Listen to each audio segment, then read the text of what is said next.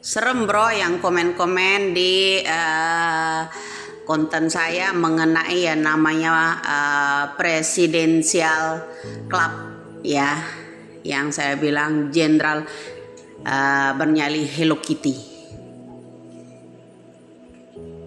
Makin banyak aja tuh intimidasi buat saya ya. Semakin Anda itu komen, semakin akan saya kuak satu persatu.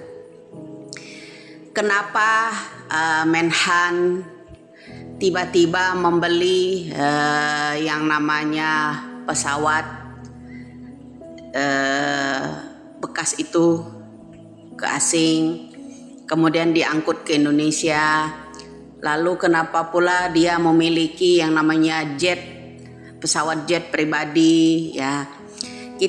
Saya menganalisis yang namanya para koruptor terbesar kelas kakap ini ya.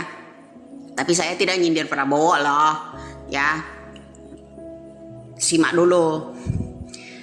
Saya mencurigai orang-orang yang memiliki pesawat jet pribadi ini kenapa? Satu, pertama, Lukas NB dulu ya. Lukas NB punya sewa yang namanya jet pribadi ke luar negeri untuk melarikan uang ratusan miliar, bahkan sampai 1.000 triliun rupiah.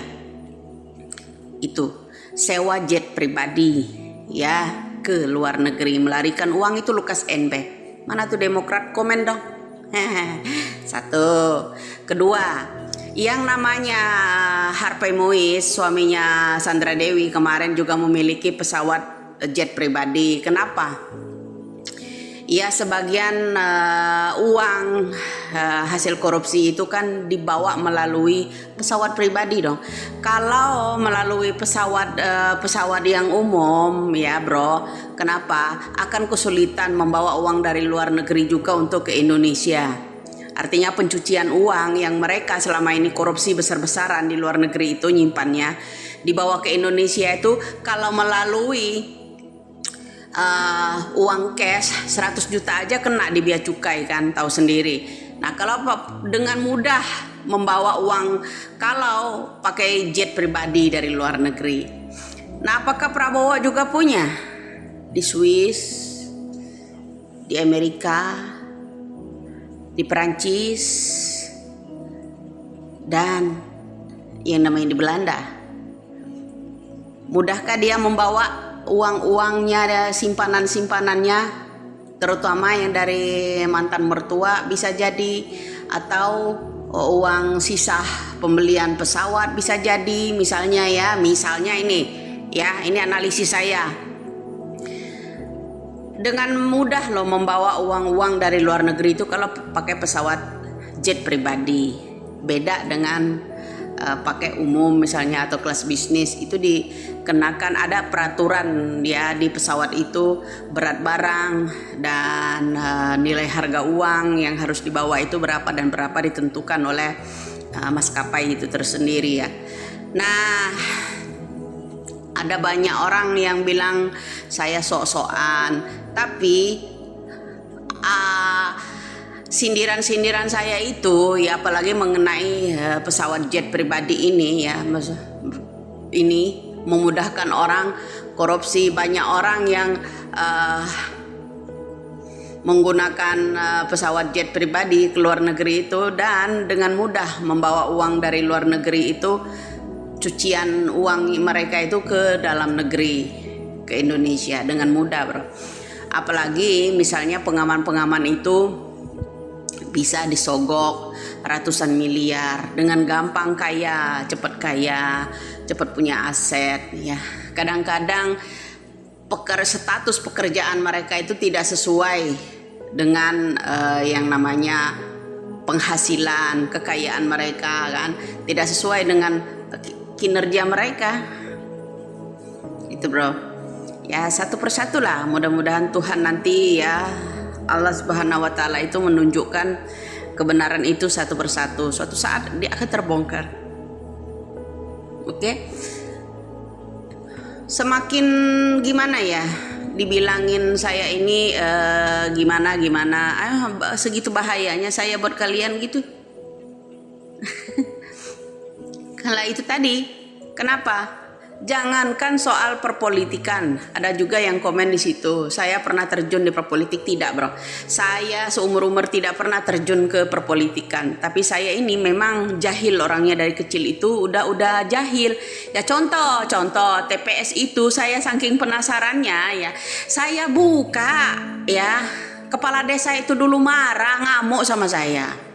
Ya itu saking taunya. Kedua, dulu orang tua saya ya itu terutama bapak ya kader P3, makanya saya tahu ya keluarga bapak, adik-adiknya itu banyak yang menjadi kader P3 dulunya ketika saya masih umur 8 tahun ya, jangan lupa. Nah selain itu ya, sejarah demi sejarah itu saya dapatkan sendiri. Kenapa? Adik kakek saya itu seorang ajudan, seorang pemimpin negara yang pertama kali. Oke bro, nah jadi kenapa kok Anda bilang kalau saya ini pernah terjun politik, apalagi menjadi kader PDI? Tidak, saya bukan simpatisan PDI atau orang kader PDI, bukan. Karena saya orang sangat cinta dengan Ibu Mega, ya, sangat cinta dengan keluarga Bapak, terutama Bapak Bung Karno ya, sangat mencintai mereka itu, ya. Bisa jadi mungkin kalian menerkanya, saya masih ada mengalir darah dari mereka, gitu, ya. Apakah ada aliran darah dari Bapak? Ya. Kita tidak tahu ya, karena saya benar-benar ya tahu dulu ketika saya kecil juga sering saya baca catatan nama-nama seseorang itu dulu ya, yang dicatatkan oleh kakek saya dulu. Adiknya kakek saya itu kan seorang ajudan juga ya, ajudan dan mengawal, istilahnya kalau sekarang pengawas kepresidenan ya. Itu dulu dia melarikan diri karena memang disuruh oleh bapak, pulanglah ke kampung halaman karena mau meletus, ada letusan yang namanya G30 SPKI. 3 hari sebelum kejadian itu disuruh pulang, jadi memberikan tahu keluarga semuanya dikurung di rumah, tidak boleh ada yang keluar. Nah itu bro, jadi tahu semua. Kenapa? Nah kembali lagi tadi saya mengenai ada orang dibilangin sok tahu, analisis sok tahu dan sebagainya. Nah analisis saya mengenai pesawat pribadi tadi yaitu ya, Lukas NB menyewa yang namanya pesawat jet pribadi untuk melarikan uang korupsinya ke sana, ya kan? Apakah Surya Paloh juga ada sewa sana sewa sini? Bisa jadi. Kemudian dulu ya yang namanya kasus BTS ini terungkap karena saya juga mengungkap masalah itu ya, landasan helipad yang ada di yang namanya Pulau Reklamasi yang bekerja sama dengan Anies Surya Paloh ya. Itu aja kan, dari mana dana sebanyak itu aja udah saya sentil. Toh ujung-ujungnya kan terungkap toh kasus BTS 8,32 miliar, 8 triliun, 32 miliar. Itu terungkap toh. Nah, itu salah satu. Kalian masih ingat landasan helipad yang ada di Pulau Reklamasi pada zamannya Anies menjabat itu dibangun oleh Anies kerjasama dengan yang namanya Bapak Surya Paloh pada waktu itu. Kan saya yang bersikeras ungkap itu. Tuh ujung-ujungnya ada kan kasus BTS kan 8 triliun lebih, mingkem semua. Aman-aman aja pokoknya para koruptor ini, kelas kakap ini benar-benar deh yang menguras uang negara kita ini, benar-benar bro. Negara kita ini rakyatnya dimiskinkan. Jadi salam waras aja buat orang-orang yang nggak tahu sejarah apa-apa, analisis itu tidak tahu ya. Semoga saya tetap jadi saya sendiri. Oke. Salam waras dan salam NKRI.